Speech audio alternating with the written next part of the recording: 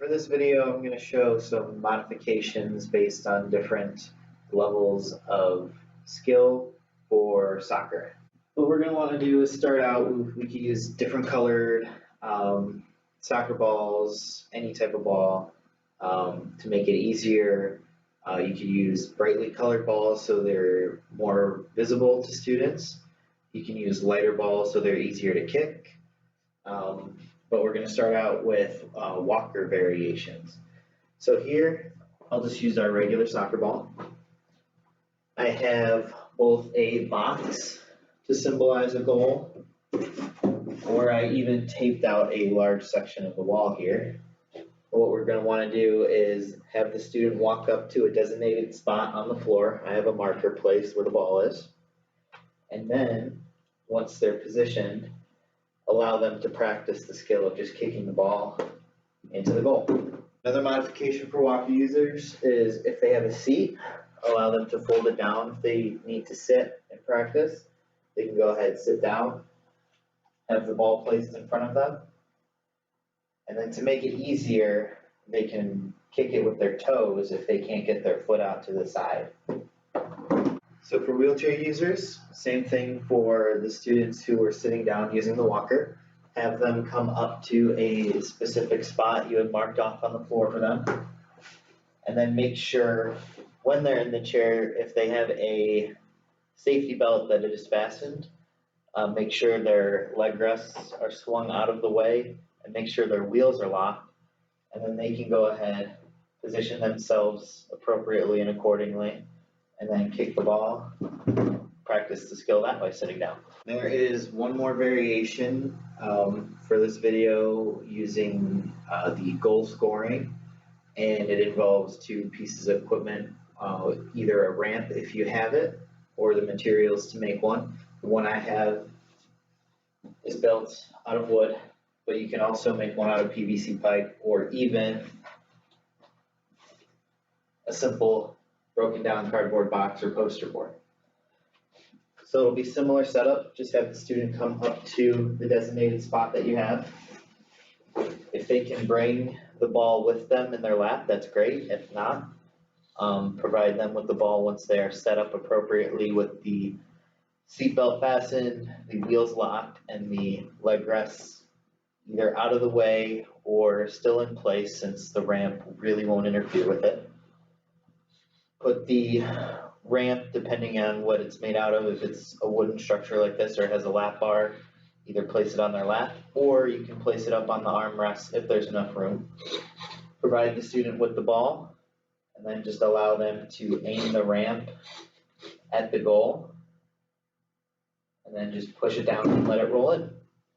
I'm just showing you this time with the broken down box and the footrests left up, so place the box at the student's knees.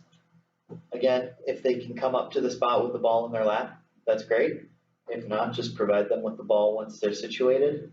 Wheels are locked, safety belt fastened, and then just allow them to roll the ball down the ramp. So a modification for gameplay with wheelchair users is simply just to, if they have the arm control, is to allow them to participate by just dribbling the ball either with their footrests or if their feet, if they still have good enough control. So they can just come up to the ball and practice dribbling skills just by moving themselves around it right behind the ball. Or if they need to, if they're able to, they can pick up the ball, squeeze it between their feet, and move around that way. Again, to make this easier, you could probably use a bigger ball for this one.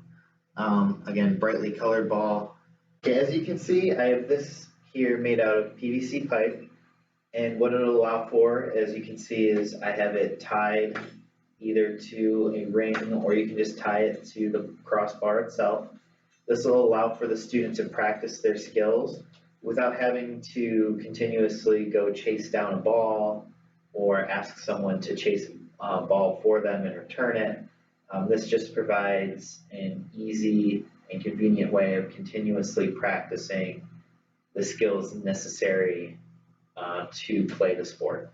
So what I have here is, again, different colors, different sizes, and this here even is a balloon, so it's very lightweight. So the student can come up. If they have a walker, they can walk right on up to the structure, right up to the ball, and then begin practicing. The only thing here is, if they don't want to wait, then maybe someone can come over and help settle the ball down. Or if they do have the skill, they can continue to kick, just like I am here.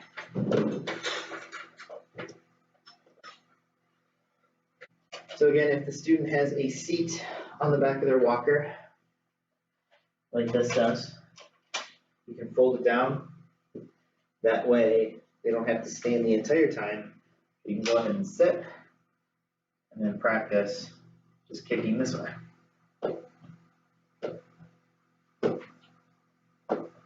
Then again, they can stop it if they need to. They can ask for help to stop it and reset it if they need to. But then we have here the balloon, a lot lighter weight. This gives a lot more time to react. That way they don't have the ball coming back at them so quickly, and they can reset themselves for another kick.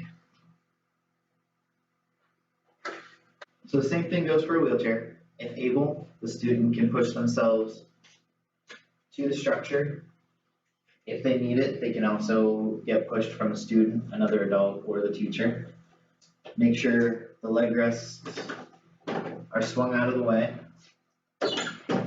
Remove them if they can be removed. Make sure the wheels are locked once in position, and that the safety belt is fastened if there is one.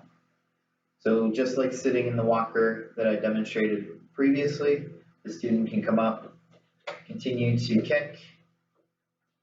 If able, they can stop the ball with their foot, kick with both feet, or again, use the balloon. This will give more reaction time, more time to prepare for the next kick, and they won't have to worry about if it hits their chair, their leg, they won't have to worry about it bouncing everywhere and trying to settle it down. The balloon settles down much quicker and is able to be kicked again much sooner.